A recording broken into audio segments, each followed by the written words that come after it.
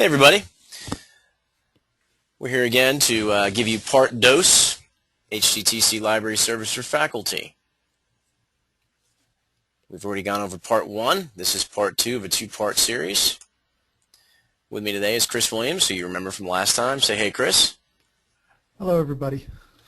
And you know me as well. I'm Sean Glassberg, and well, why don't we just go ahead and get started. We were talking before about really what we should title this, Chris, and I think what you'd said is we'll title it the Mobile Revolution. Yes. And what does that mean? Well, it's something new that we're starting. It's our new initiative, let's say, for the semester, where we're trying to reach library patrons in the ways that are most convenient for them, as well as offering them the newest of technologies. Okay. Well, let's go ahead and get to it. I have the HGTC website up, but I know that you're going to show me where to go, so I'll just start by asking one question.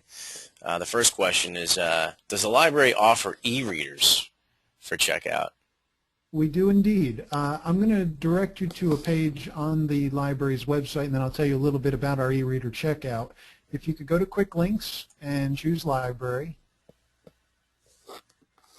And for those who watched the first presentation, you may remember where we discussed LibGuides. So if you would click that third tab, yes, thank you. And in that drop-down box where it says please make a selection, go ahead and choose Library and Research.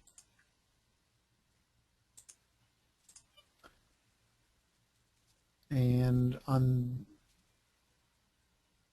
Go back again. I had to allow temporary pop-ups here, so go to Library and Research here. Library and Research, yep. There it goes.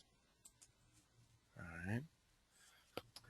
And once again, library guides are just sites that the library creates where we discuss services or resources that we have available. And as you scroll down just a tiny bit on that one, you'll see one for e-readers, e-book readers, excuse me. Click on that. And while that site's loading, let me tell you a little bit about the program. We are currently checking out Nooks for 14 days from the library. These Nooks come preloaded with titles on them, novels, biographies. There are approximately 30 or so books on the Nooks at the moment. We will be getting additional Nooks in with new titles. At the moment, you can see on this screen in the bottom left-hand corner covers of some of the books that are currently on our Nooks. But you can also suggest from this screen that we've just brought up here, you can also suggest a Nook to purchase.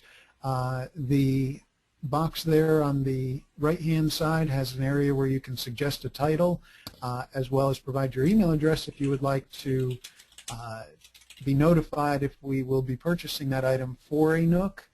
Bear in mind that in the upper left-hand corner of the screen right there, you'll see a blue link to the Nook store. Not all titles are available in Nook format, so it's a good idea to see if an item is first available in Nook format, and also the price of the item, because we're going to be adding titles based on the cost of the Nook title. Okay. As I said, we currently have Nooks. These are the black and white image Nooks. Later this semester, we will be adding Nook colors to our collection, and these are going to have, as opposed to novels and biographies, which are more just text-based, the Nook colors are going to have cookbooks, children's books, home improvement titles, so those will be exciting as well.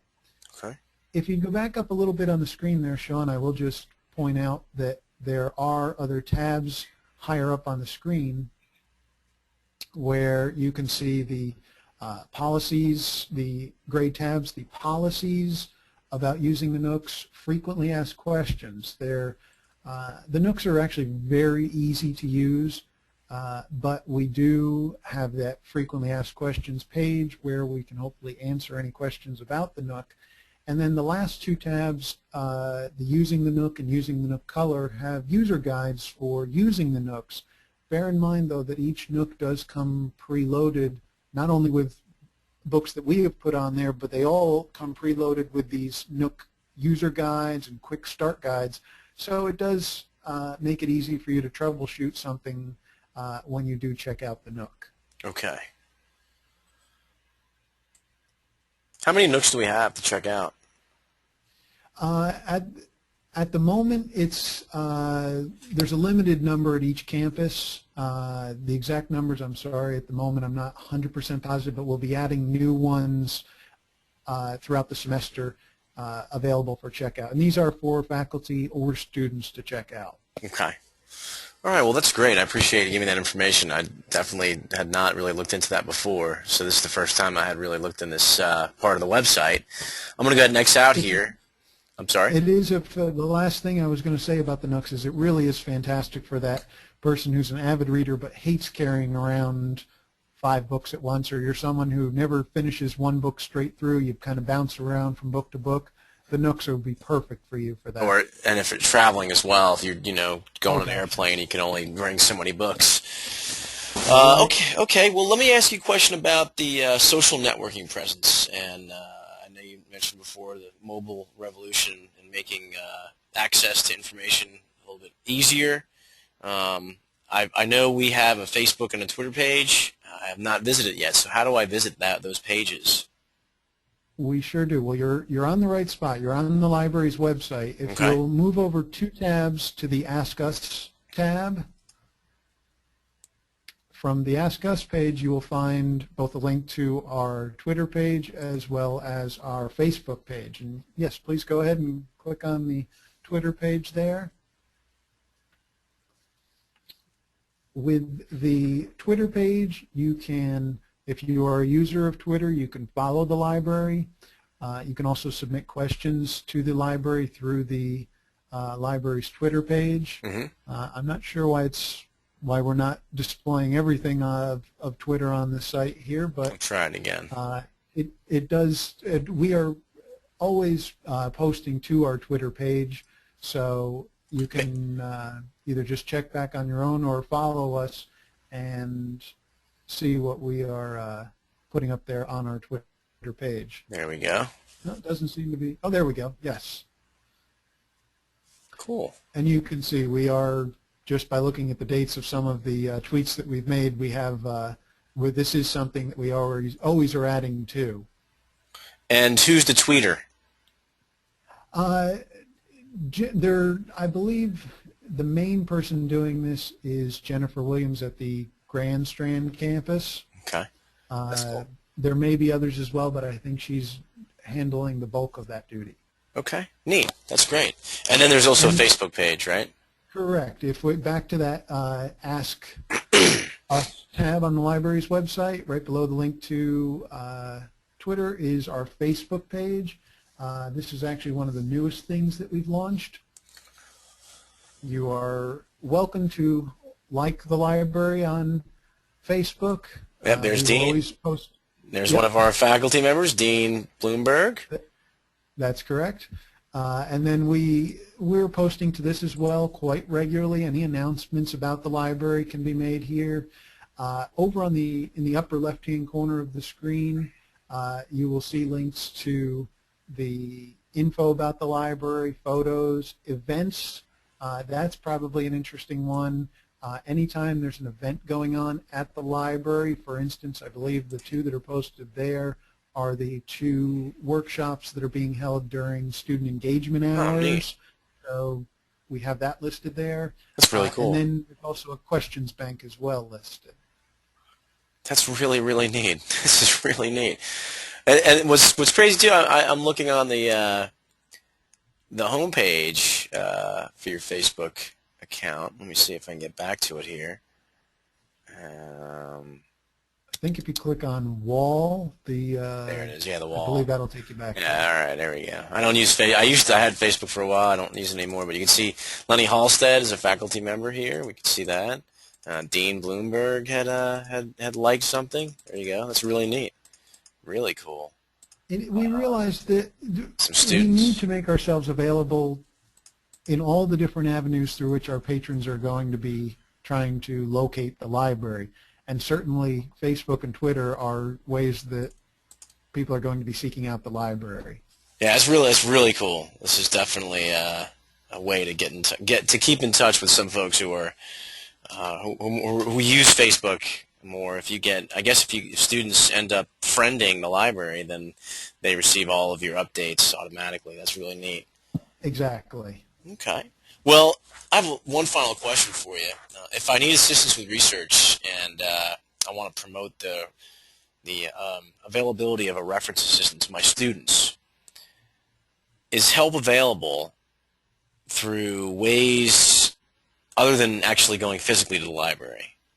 Absolutely. There are numerous methods through which assistance can be received. If you'll jump back to that Ask Us tab that we were just on a moment ago, I'm going to first start out by showing you LibAnswers. It's the link just below the Ask Us box. This is also one of the newest things we have available in the library. LibAnswers, you can basically think of it as an online FAQ, frequently asked questions page, only instead of it being a page that has just been created and posted, it's constantly changing and updating. Here's what happens is faculty, students, any library patron can come to this LibAnswers page, and at the top of the screen there's a box where you can submit a question. And the LibAnswers software is smart enough that if your question has been asked before, it will know. Even if you ask your question slightly different than somebody else asked it, if it's similar, it will know what you're asking. And let me give you an example. If you would, in that box there, Sean, type in what are the library's hours?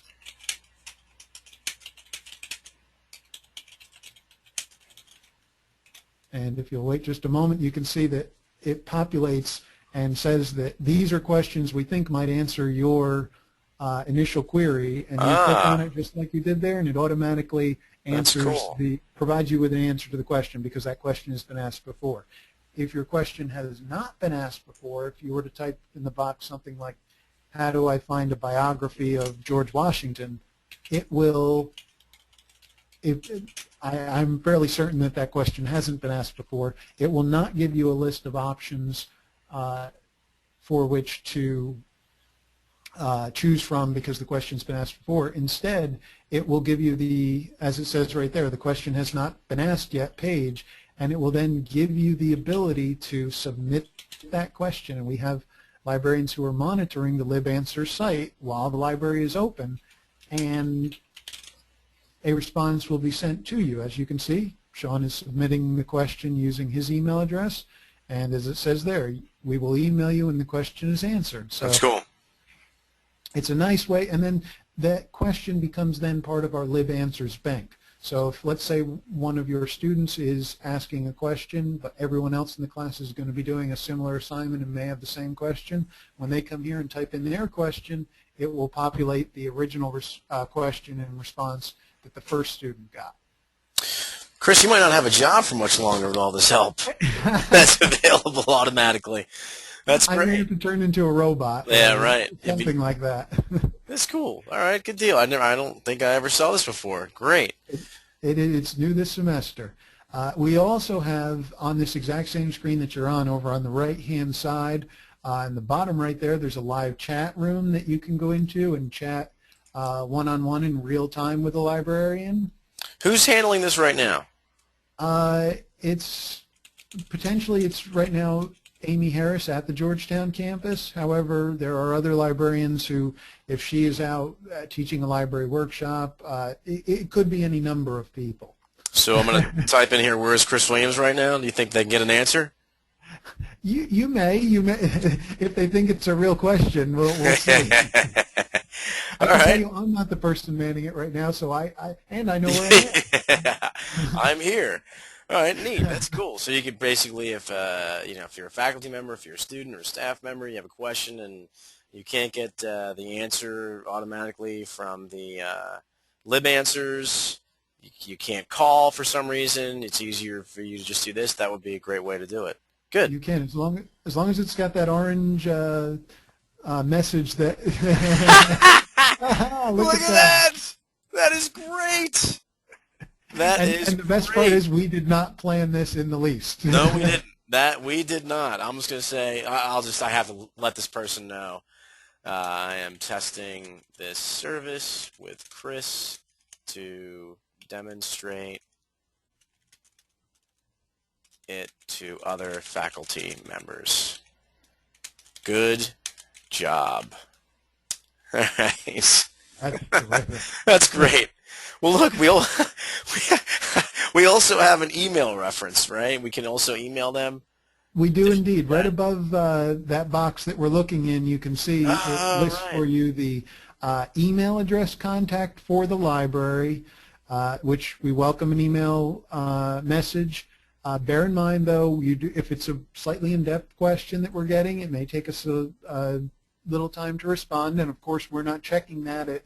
If we have a message sent at Saturday at 4 a.m., we're Yeah. not exactly checking that. No, I think Peggy might be checking at that point. This is true.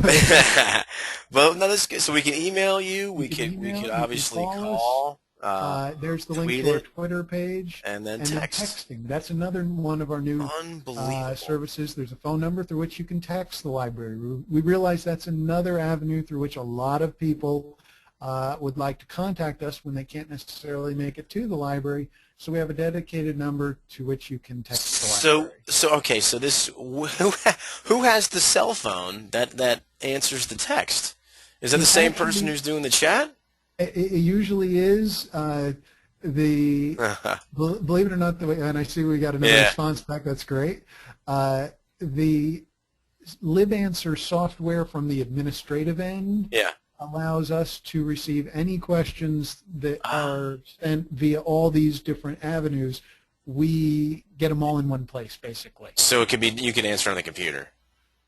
We can, or I believe you can also answer. You can reply back. You know, if you received an email, you can still respond that. We know what method it was sent to us and can respond accordingly. That's great. This is good stuff, Chris. I'm excited. So this last one, I think I have a note here. It's called QR code scanning. Yes. What exactly is that? We have a flyer that's been posted all around campus. You could call it the Ask Us From Anywhere flyer, and this can be found on the bulletin boards all around each one of the 3 campuses. These QR codes are scannable codes that are read by smartphone, mobile phone. You need a QR code reader, scanner and reader, that you can download for free. There are tons of free ones out there. You could go somewhere like the App Store through iTunes and download a free scanner to your phone, and you can scan any one of these items, one of these QR codes, and it will direct you to whatever service to contact the library that code is associated with. So, for instance, in the center, upper center of the screen there where it says text, if someone were to scan that particular code with their phone, it would then automatically direct your phone to text that particular number, which is the library, and then you would be able to ask us your question through texting.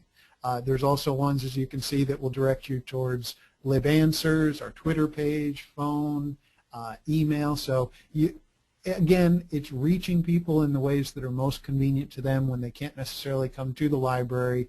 It's almost as if we're coming to you. And there's the Google, for the users of Google, if you chat using Google Talk, you can find us in Google Talk at HGTC Library. It's neat. It's good stuff. It is indeed.